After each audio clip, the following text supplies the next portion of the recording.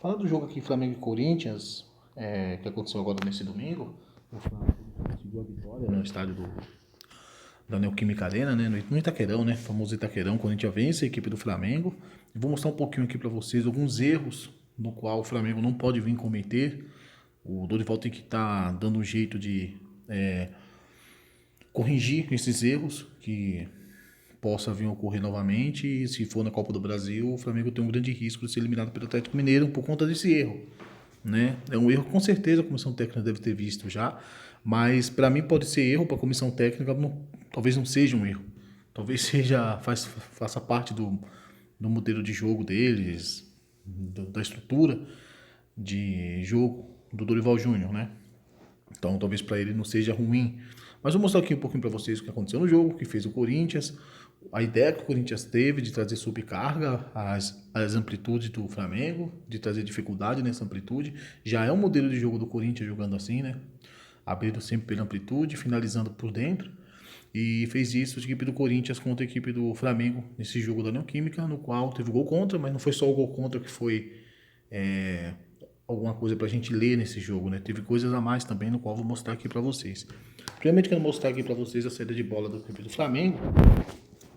Como que o Flamengo saía com a bola? No início, o Corinthians até apertou realmente o Flamengo um pouco. O Corinthians fez uma subida ali com seus jogadores para fazer um pressiona na saída de bola do Flamengo. E correu assim, o Flamengo fazia a sua saída de bola. O Corinthians avançava os seus jogadores nessa saída de bola, trazendo uma certa dificuldade. Aí que tá o problema, é que o Flamengo não tinha um jogador de referência lá na frente. Então, por não ter um jogador de referência, o Flamengo tinha que rodar essa bola lá atrás. Tanto é que no mapa de calor, se vocês buscarem aí no SofaScore, ou seja, outro aplicativo, vocês vão ver que o Flamengo realmente está um pouco mais atrás que o Corinthians, nesse mapa de calor do jogo completo, eu digo. E parece que o Flamengo ficou o tempo todo atrás. O Flamengo rodava muito essa bola ali atrás, para tentar achar um escape.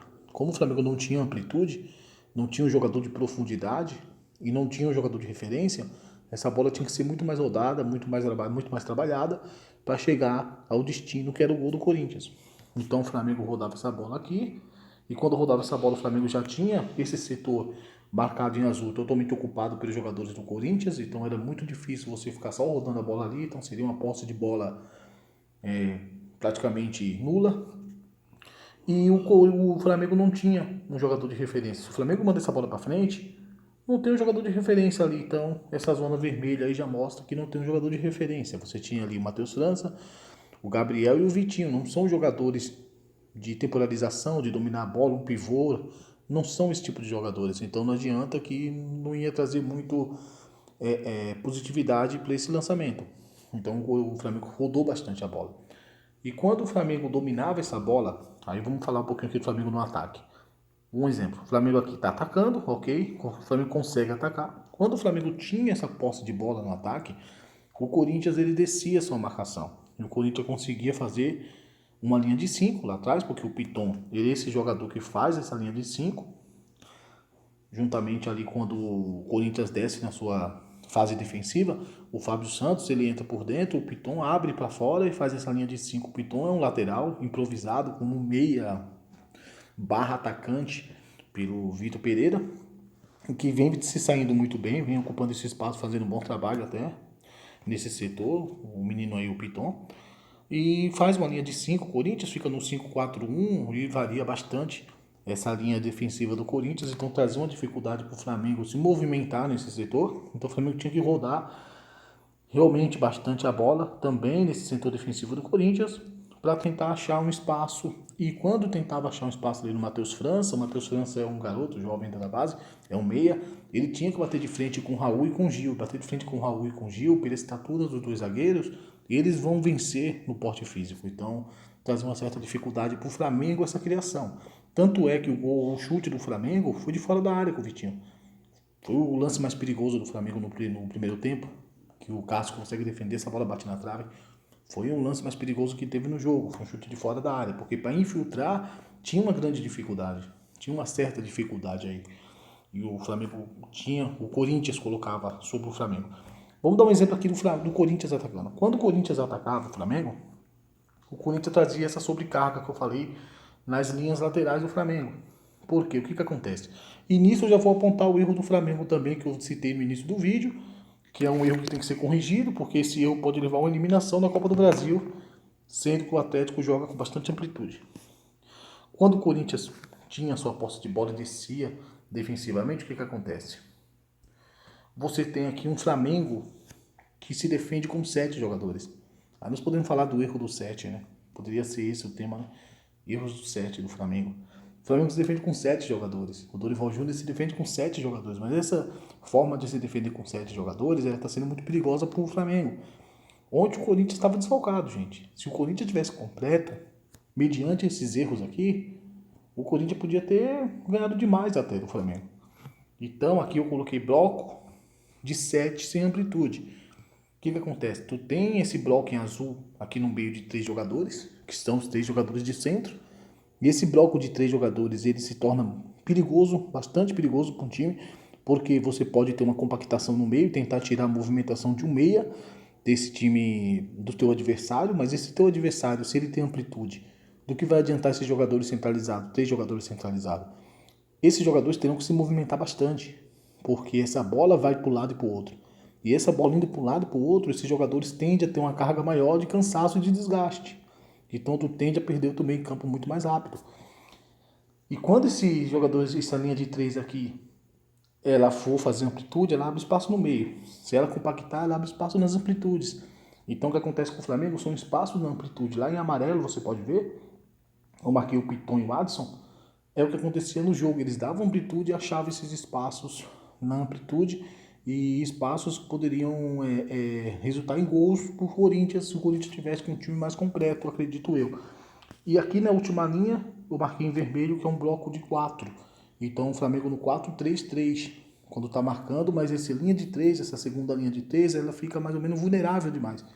Então essa linha de 4 aqui e esse bloco de 7, eles acabam trazendo essa vulnerabilidade para o Corinthians. Por quê? Para o Flamengo. Porque o Corinthians ele trabalhava com essa carga, essa sobrecarga, principalmente do lado do Rodinei. Porque do lado do Ayrton, o Ayrton tinha uma colisão com o Adson. E o Adson estava dando muito trabalho para o Ayrton. Mas desse lado aqui, o Piton não é de profundidade. Mas o Piton é de toque de bola. É um cara que roda bastante a bola. Então, quando o Corinthians tinha essa bola, o Corinthians tinha aproximação. Você tinha o Guedes, você tinha o Juliano, você tinha o Duqueiroz, que se aproximava, e essa sobrecarga, ela caía sobre o Rodinei. Então você tinha uma sobrecarga, muitas vezes do Rodinei no 3 contra 1, 2 contra 1. E isso é uma dificuldade enorme que o Dorival vai ter que corrigir. Porque se isso acontece, lá em cima do vídeo vocês podem ver, ó, movimentação. 2 jogadores apareciam livres sempre. Quando você tem compactação demais, tem uma linha de 3, e seu time se movimenta bastante, esse bloco, que é chamado mover o bloco de marcação, e esse bloco não é um bloco com amplitude, ali do outro lado tu vai ter amplitude do teu adversário, e isso vai ser um fator negativo para o teu time, né? A sorte do Flamengo é que o Corinthians não inverteu bola no primeiro tempo. O Corinthians veio inverter bola no segundo tempo. O Corinthians veio começar a fazer inversão de bola. Por que no segundo tempo? É quando o Vitor Pereira muda. O Vitor Pereira decide mudar o time no segundo tempo. E vou mostrar para vocês aqui. Aí sim muda bastante essa questão de inversão de bola, no qual resulta no gol, são inversão de bola. Vamos lá. Aí o que faz o Vitor Pereira é o seguinte, o Vitor Pereira tira o Piton, coloca o Mosquito, né? O Mosquito entra no jogo no lugar do Piton, o Mosquito vai lá pro lado direito, o Adson vem pro lado esquerdo, aí já muda o jogo, porque o Adson estava do lado direito, e o Adson é canhoto, então ele vem pro lado esquerdo agora ele consegue fazer uma inversão de bola, agora o Mosquito consegue fazer outra inversão de bola também do outro lado. Agora o Vitor Pereira teve uma leitura que a inversão de bola nesse jogo podia ser um fator determinante para o jogo.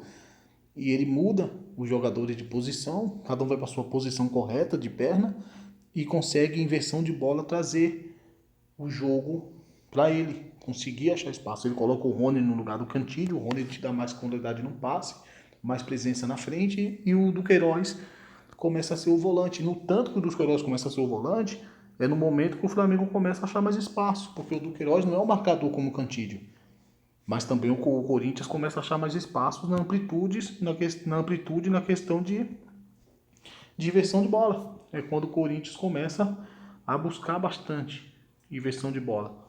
E numa dessas inversões de bola, o Corinthians bastante não, foi 3 inversões de bola que o Corinthians deu no jogo. O Flamengo não deu nenhuma inversão de bola no jogo. Isso tá aí na estatística. É preocupante. Precisa ter mais inversão de bola. Inversão de bola faz parte do quadro do futebol. E o Corinthians começa a achar esses espaços. O Vitor Pereira teve essa leitura de jogo. Tanto é que vem outras substituições também depois, entra o Bruno Mendes no lugar do Rafael Ramos. Aí ele começa a colocar um zagueiro, tira um lateral, aí você começa a ter um Corinthians com, digamos, quase com 3 zagueiros, né? Mas você tem um Corinthians com 3 zagueiros, mostrando assim nesse sentido. Você já tem um Corinthians com os 3 zagueiros ali, um que serve de lateral também, que é esse o Bruno Mendes. E o Corinthians começa a mudar, ele põe o Bruno Melo depois, que é um jogador que vai dar amplitude nesse jogo mesmo sendo defensor.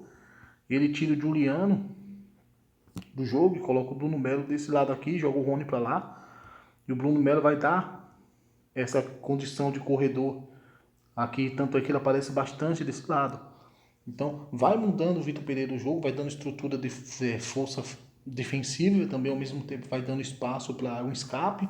Depois ele coloca o Giovani no lugar do Edson, ao número 80 de jogo já. Ele começa a mudar, mas essa entrada do Mosquito foi uma das principais, que teve esse fator aí positivo para a equipe do Corinthians, né? E o Flamengo deu esse fator positivo para o Corinthians porque deu espaço para isso acontecer. Então, se o Flamengo continuar dando esses espaços, o Flamengo perde do Atlético. Precisa corrigir isso antes do jogo contra o Galo, porque o Galo abre amplitude. O Atlético Mineiro faz amplitude. O Dorival muda também. O Dorival decide mudar também. O Dorival no jogo, ele tenta fazer uma coisa diferente. Ele tira o Vitinho, põe o Everton Ribeiro no jogo. O Everton Ribeiro vem pro centro para tentar armar esse jogo. Ele joga o Gabigol para o outro lado de campo, para a esquerda. Aí depois ele tira o França, coloca o Pedro, que é um jogador de referência, para tentar brigar aqui no meio dos 2 zagueiros. O Pedro é um jogador de presença de área.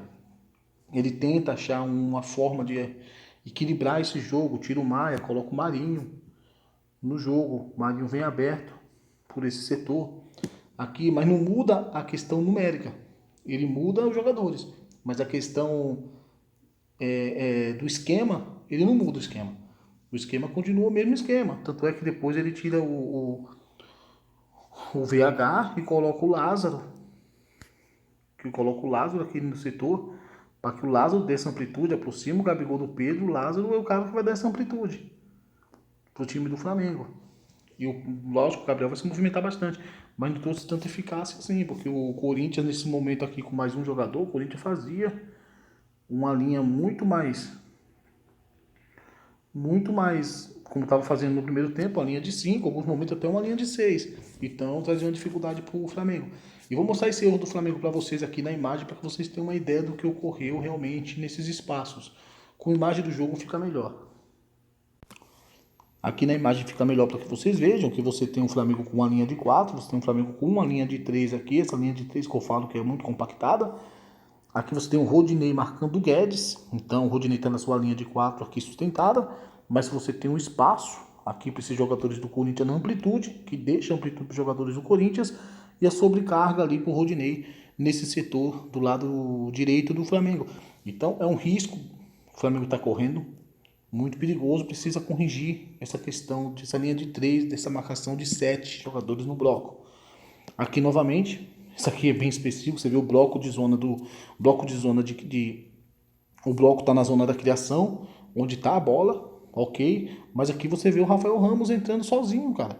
Olha para isso, livre, sem ninguém marcando. Então, novamente, o Flamengo com 7 jogadores nesse setor de novo. O Flamengo tem 7 jogadores novamente nesse setor. Um bloco de 7 de novo, com muita compactação, e jogadores do Corinthians fazem muita amplitude e conseguem achar esses espaços. Por isso que o Flamengo tivesse com um time mais completo, poderia carrear uns 3 até. Novamente aqui, sobre carga, sobre o Rodinei, aqui você vê 3 contra 2. Liberdade para os jogadores do Corinthians do outro lado de campo, para receber uma inversão de bola, mas essa inversão não estava acontecendo. Novamente aqui, marcação com 7 de novo. Corinthians novamente com 7 jogadores. Aqui você tem o Adson já é no segundo tempo, o Adson já é invertido para o outro lado, essa bola vem uma inversão de bola para o outro lado, tem o Rodinei aqui dentro da área, mas esse bloco está bem compactado e está deixando espaço nas amplitudes para o jogador do Corinthians avançar em liberdade. Novamente aqui você vê um jogador em azul, tá? Essa marcação em azul, onde a bola está sendo disputada, mas aqui embaixo do vídeo você vê sobrecarga novamente sobre o Rodinei com 2 jogadores sozinho desse lado de campo, já estava perdendo por 1-0 aí, e esse erro não foi tão corrigido assim.